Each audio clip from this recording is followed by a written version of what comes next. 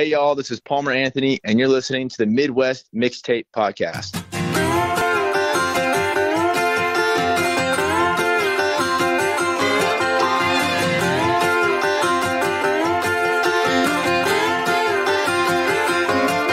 We're the George Jones lovers, third cousins and brothers drinking well bourbon neat. This ain't a drunk callers, take it back tomorrow's honey, blame it on the drinks. We'll be the idol next year, but we hang around here singing karaoke just off key. We're the pour another shot of Jack, high school quarterback, still talking about that team. So come on, let's go. We're waking up to the sound of a rooster crow. Come on, let's go. A little backboard picking on a banjo. Hi, and welcome to the Midwest Mixtape Podcast, live from the Barn Studios in Southeast Missouri. You got the Mox here, and I'm joined with a special guest online right now. We have Palmer Anthony. Palmer, how are you, man? I'm good. I'm doing all right. Coming back to our area. I know you've played here before at the camp at Lake Wapapella, but this time you're going to be playing a much bigger venue, or at least a bigger venue, and possibly a bigger show. You're opening up for Ian Munsick at the Black River Coliseum. Yeah, I'm really excited for that. And the fans up there have always been so receptive to kind of the red dirt Texas scene down here that we got. And it's always fun for us to get up there. And all the folks there at the camp, have always been super kind to us, treated us really well. And I'm sure it's going to be the same down there at Black River. And that's Black River Coliseum this Saturday, September 23rd, Poplar Bluff, Missouri. Ian Munsick, Ryan Charles, Palmer Anthony. Doors are at 6:30. Presented by Golden Eagle Entertainment and Dylan Manis. I know you guys have a connection there. Dylan's always great to us as well. So shout out Golden Eagle Entertainment. Yeah, Dylan's the man. And he's one of those guys that I think his first show he ever promoted was one of my first shows up in Missouri at all. So we kind of come up together a little bit, and he's always taking care of us, and just stoked to be out there. And yeah, like I said, the fans are probably one of my favorite parts though, is just everyone's so rowdy and has a good time, and we're just pumped to get up there. Yeah, we were down that way. It's a little bit a ways from our studio, but we were down that way last weekend for Pecos and the Rooftops. And yeah, that was the show that actually the first one that Dylan did, and that we opened that up I think it was 2 years ago at this point. Oh wow, that's so cool. Yeah, and Golden Eagle and Dylan's been so instrumental in building up that scene, you know, and I've been to several shows down there, and I've seen it grown to what it is now, and I think you're going to have a great time on Saturday. Oh yeah, I'm pumped. And Ian Munsick's a buddy of ours, so we're excited to see him again. And he lives in Nashville. I live in Texas, so it's don't get to come across him too much. So we're excited to see him, and excited to see Ryan too. Well, you mentioned Texas. Can you share a bit more about life growing up in West Texas and how your childhood influences, maybe your path to country music? Yeah, no, I bounced around a good amount growing up between Texas and a little bit small town Northern California, and really just kind of grew up in a rural setting, whether it's in the woods in Northern California or the plains of West Texas. And for me, it's I've always written about where I came from and written about small town life. I always think it's funny too. Now I live in the suburbs of Fort Worth, not really suburbs, but like the inner city, I guess, of Fort Worth. And sometimes you got to leave the city and go out there just taking a sunset or taking a sunrise and get a taste of that small town life again and get some inspiration. But for me, I just love writing about that kind of stuff and that kind of lifestyle and the simplicity of it, I guess. But it's not much different than small town Missouri, I will say. So I'm excited to get back out there. I think those kind of songs relate to a lot more people than just out there in West Texas. But that's just where the inspiration comes from, I guess, for me. And I think anyone who's a fan of your music can tell that. I see and hear a lot of small town, sort of a nod to small town life and living. You kind of talk about the cloud appreciation, right? Where you're just maybe stargazing a little bit. And, some of your songs are just so small town. And like you said, it doesn't matter if it's Texas or Missouri or Tennessee or wherever it is. I think people can relate to that. Yeah, that's all I want to do. And I heard a quote recently about writing songs and putting songs out in the world. And I think the reality is, I write them because I love to do it. But I love when people take them a different direction, or interpret them a way that I didn't plan on that I love that. And for me, it's like once I get them out in the world, they're for everybody else, and for them to relate to, or them to use as a friend if they have to. But that's why I write songs is so other people can make them their own in a sense. One of my favorite songs of yours is "Nobody's Got It Better," and I think kind of what we're talking about here is it seems like a little bit nod to small town life, but also like I get a sense of like appreciating what you do have. Right. Even if it is small town life, you can find happiness. You can find fun. You can find the greater parts of life and living, even in a small town. 100%. And that song's always been funny. That song's an older song for me, but it just recently came out. And I had it kind of in my back pocket for probably 4 years until I was like, man, I think this song needs to come out. And there's a line in there that's kind of the hook. It's we'd be fine with a lie that goes on like this forever. Just saying that you're okay with like pretending that nobody's got it better. Because in all honesty, like, moving to the inner city in Fort Worth, I do miss a lot of the small town stuff I grew up around. And I love Fort Worth. It is a big small town sometimes, but I think I'm just trying to give a nod to that and say, I think that even though you might not have a lot, sometimes I still think nobody's got it better. So do you care if we hear a little bit of it? Yeah, absolutely. Here's "Nobody's Got It Better" by Palmer Anthony.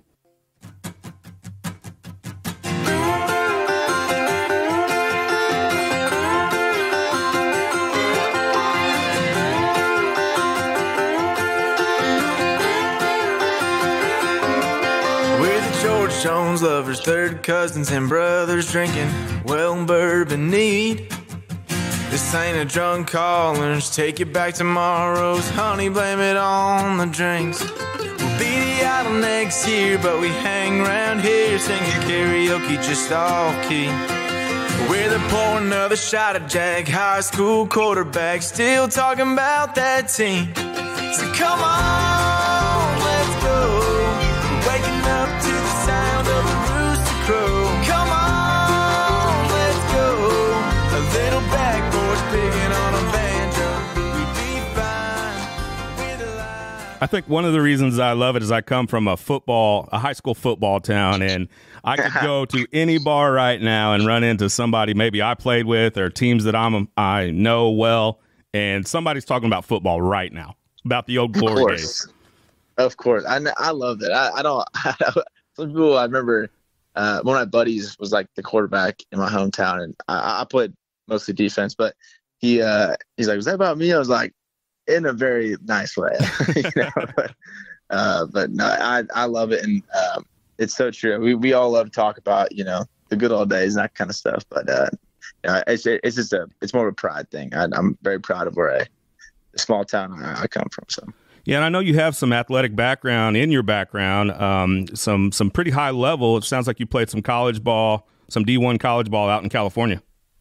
Yeah, I played baseball for a couple of years out there, and man, I'm really starting to feel it in my body. But right, I was like, it's funny because I played for a couple of years out there at Santa Barbara. And it was great. I just that's kind of where I would say I realized that there's a lot bigger athletes and a lot better players out there. But it was a great experience, and to play at a higher level was special. I think that I always tell people or younger people around me, if you really want to be good at something, you kind of got to pick one sport at a young age. And I kind of was playing all of them for a while, and that was probably where I hit a wall. But I had a great time, and it just taught me a lot about hard work. And if you want to be the best at something, or at least be at the top tier at something, it really takes dedication and giving your whole life to it. And I tried to apply that to music, and I'd be lying if I said that that feeling of running out in the field wasn't something that I missed for a while until I got on stage. So it's there's some things that are similar between the two, but yeah. Yeah, it's funny you mentioned that. We just interviewed Pecos last weekend when he was in town, and he was a pretty big guy, obviously, but he played. He was a pretty good athlete back in the day. And I asked him, is the brotherhood similar? Being in a locker room and team environment and the long bus rides.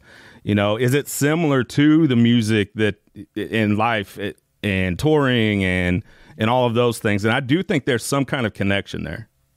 Oh, 100%. I think because I think a lot of people, a good way to put it is you see the hour and a half, 2 hours on the field is very similar to the hour and a half you see on stage. You know, you don't see the 23 other hours of those people's days where they're putting in the work and trying to get better at their craft. And I think that's for me, the biggest similarity is that a lot of it's really fun to go on stage and perform, but the years of playing the dive bar down the road and, you know, perfecting the craft and writing all the songs and that stuff isn't what people see most time. So I think that's probably my biggest similarity to that.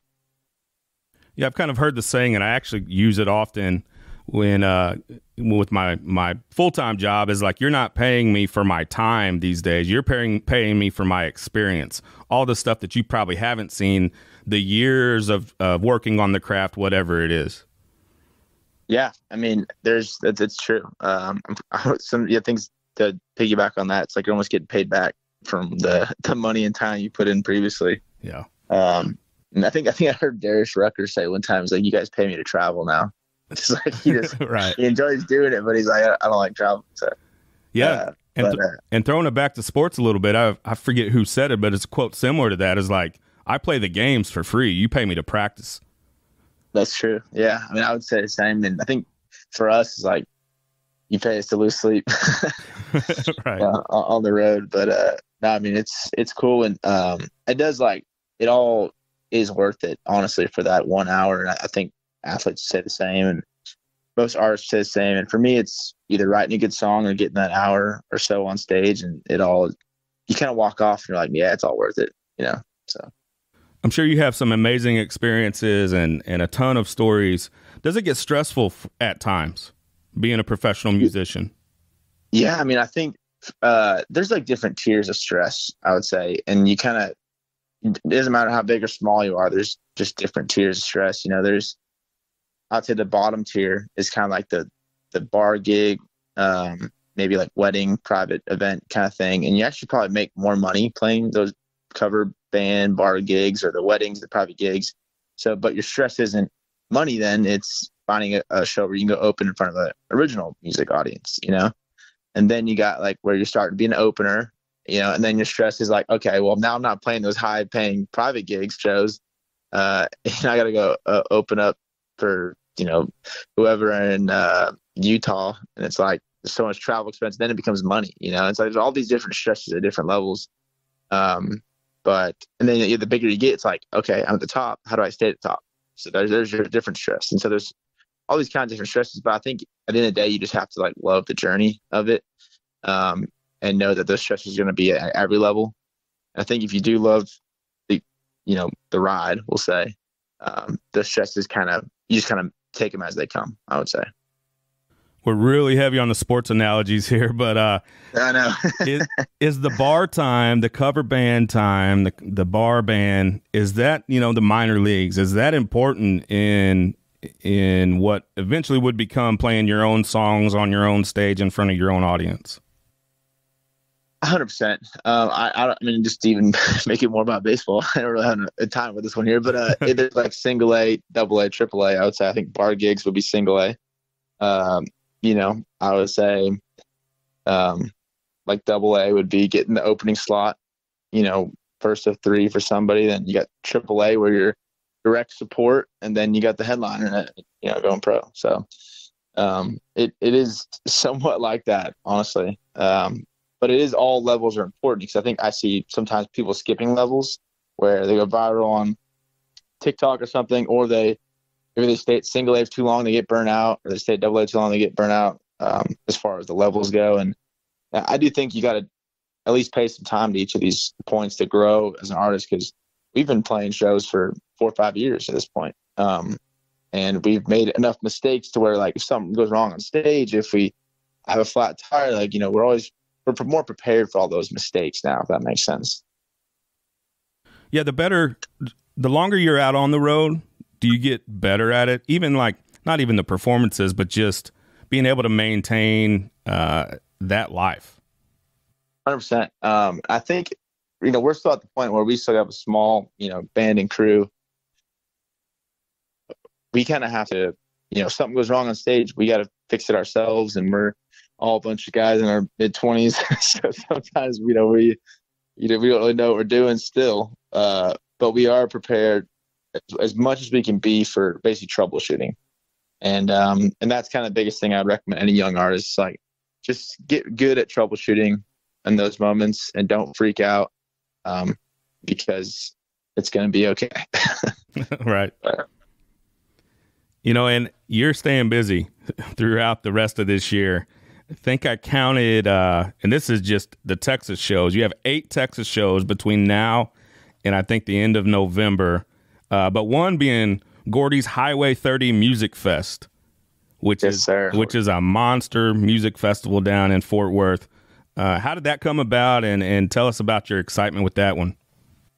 Yeah, Gordy's and the whole Highway 30 crew are truly an incredible group. I've gotten to play Highway 30 Idaho twice, and that's kind of where the festival started. And I've played Gordy's like birthday bash one time, and Gordy was a guy that, when I had absolutely nothing going about 2 years ago, just liked that we grinded, liked that some of the music, and has become a true friend of mine, and he was kind enough to put us on the Texas version, and it's really cool because it's in our backyard, and so we get to kind of save a little money on travel and go be part of a pretty massive festival and a massive day. We're on the day with Zach Bryan and Charles Wesley Godwin and all those guys, so that's going to be pretty nuts for us. Yeah, I'd say so. I've heard of those guys before. Yeah, they're up and comers. This is the Midwest Mixtape Podcast. We're joined here with Palmer Anthony. If you're listening to this, you're going to go this weekend to Poplar Bluff, Missouri at the Black River Coliseum with Ian Munsick, Ryan Charles, Palmer Anthony. Doors are at 6:30 p.m., presented by Golden Eagle Entertainment. And again, looking forward to having you back in town. Looking forward to being there Saturday. Palmer, we appreciate your time today, man. Yes, sir. Thank y'all so much for having me, and I cannot wait to get back to Missouri.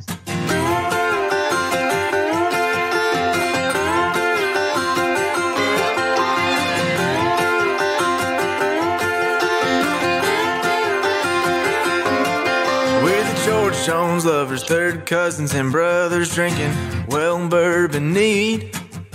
This ain't a drunk callers, take it back tomorrow's honey, blame it on the drinks. We'll be the idol next year, but we hang around here singing karaoke just off key. We're the pour another shot of Jack, high school quarterback, still talking about that team. So come on.